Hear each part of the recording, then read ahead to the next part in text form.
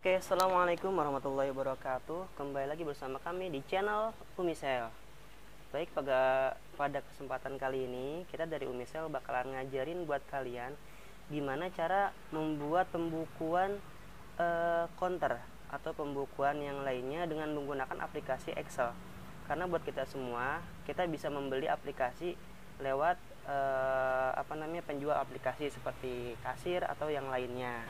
Cuman kita buat yang minim dari modal atau pengen iseng-iseng, kita bisa juga menggunakan aplikasi Excel. Nah, kita kasih contoh pembukuan Umisel ya. Kita langsung saja. Nah, pembukuan Umisel itu kita dibukukan per hari dan per itemnya. Jadi per item kita masukkan dan kita dimasukkan dalam 3 kategori.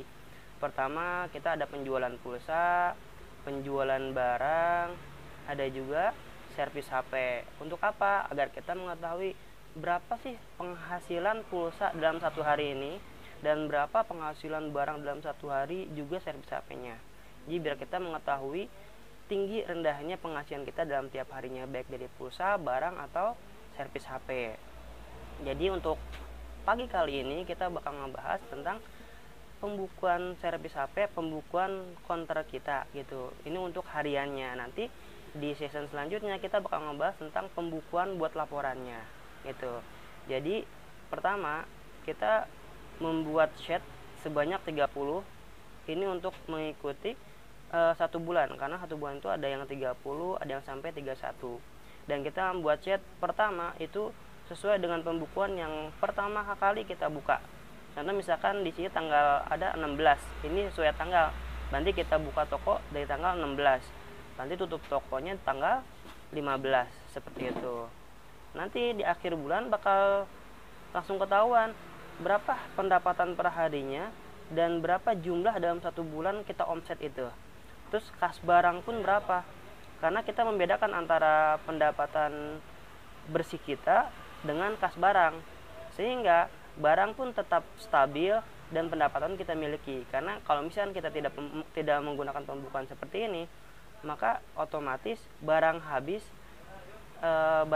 tapi kita nggak bisa beli barang lagi.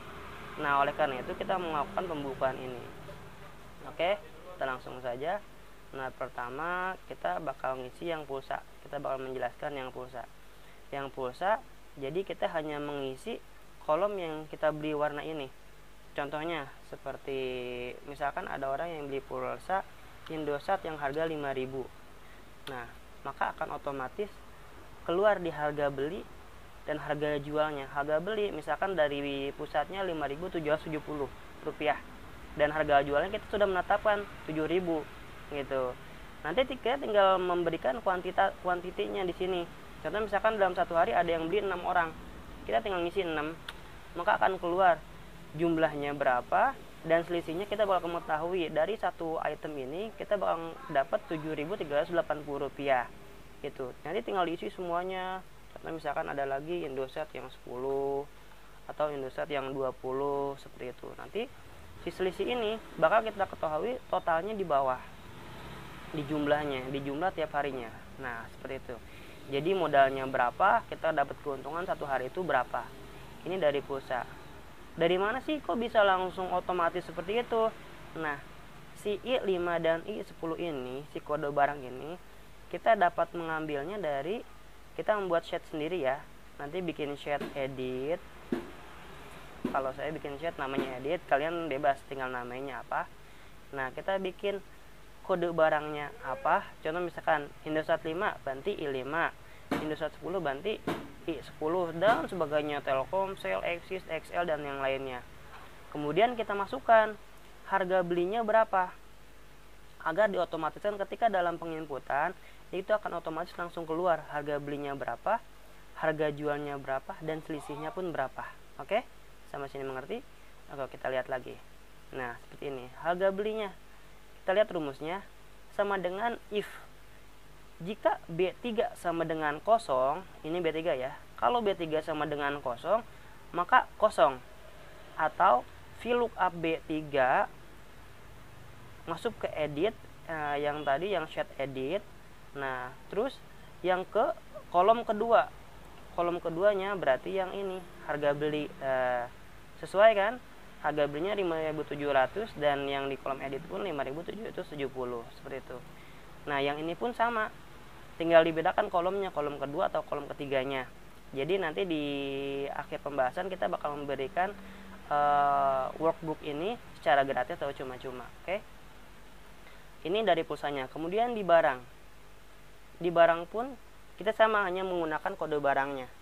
Contoh misalkan di sini kode barang kita masukkan 1. Nah maka akan otomatis di nama barangnya itu Medcase. Jadi kita nggak usah ngetik barangnya Medcase atau misalkan Softcase atau misalkan Charger.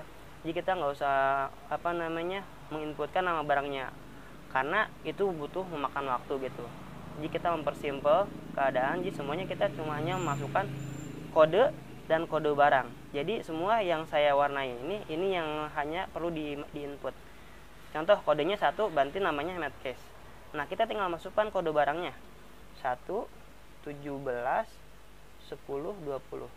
Nah maka akan otomatis harga belinya berapa, jumlahnya berapa, harga jualnya berapa, selisihnya pun kita dapat mengetahui selisih dari penjualan barang ini berapa sih gitu. Sama seperti tadi, kalau misalnya ada yang beli 2 atau 3, kita akan hanya memasukkan di sininya misalkan 3 pieces, maka otomatis selisihnya pun jadi 15.000. Karena harga belinya 10.000, harga menjualnya kita 15.000 gitu. Nah, jadi pembukuan ini memudahkan kita dalam penginputannya. Nah, yang jadi pertanyaan, ini si kode barang ini kita ketahui dari mana? Nah, masuk plan. Kita buat set kembali namanya kode. Nah, di kode ini ya Mas, kita tinggal bikin kode barangnya 1, 2, 3 dan seterusnya. Misalkan kita mau menambahkan di kode barang itu yang nomor 3, misalkan charger. Oke, charger. Nah masukin kode barangnya, kode barang yang tadi, kode barang yang ini yang 1, 17, 10, 20 itu didapat dari kode ini. Dari mana sih? Nah kode barangnya 3, kita masukkan 3.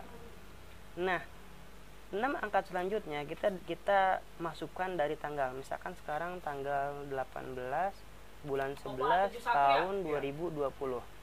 Nah harga belinya misalkan kita taruh ya 25.000, kemudian harga jualnya 40.000. Nah nanti di pembukuannya, di perharinya kita tinggal masukkan. Misalkan ada yang beli charger, oh kita tahu 3, maka akan ketahuan nama barangnya charger. Kode barangnya hanya masukkan 3 tanggal 18 bulan 11 tahun 2020, maka akan otomatis keluar kuantitinya berapa, akan otomatis 1. Kalau misalkan mau 2 atau 3, kita tinggal masukkan 2 atau 3-nya. Harga belinya berapa, harga jumlahnya berapa, harga jualnya berapa, kita udah mengetahui langsung di sini. Nah jadi seperti itu ya. Jadi tinggal memasukkan kode barangnya berapa, kode barangnya maaf ya, kodenya berapa dan kode barangnya berapa. Nanti akan otomatis dari selisih jumlah dan harga jualnya itu akan otomatis masuk, dan kita dapat mengetahui nanti di akhirnya. Nah selisihnya yang kita dapatin dalam 1 hari itu berapa gitu, dan modal yang kita keluarkan dalam barang itu berapa. Jadi kas barangnya 55.000 dan selisihnya kita dapat keuntungan 30.000 dalam 1 hari gitu. Oke. Terus yang terakhir di servis HP. Nah servis HP ini kita input semua ya. Misalkan nomor 1 nama barangnya.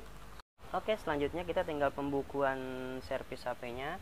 Jadi kita tinggal mengisi di sini di kolom nomornya, kolom 1 misalkan nama barangnya yang masuk ke kita ada Xiaomi Redmi 4A misalkan ya. Kemudian harga spare partnya 250.000 karena dia memperbaiki LCD-nya. Kemudian harga perbaikan dari kitanya misalkan taruhlah 300.000, maka kita punya selisih dari penjualan ini 50.000 gitu.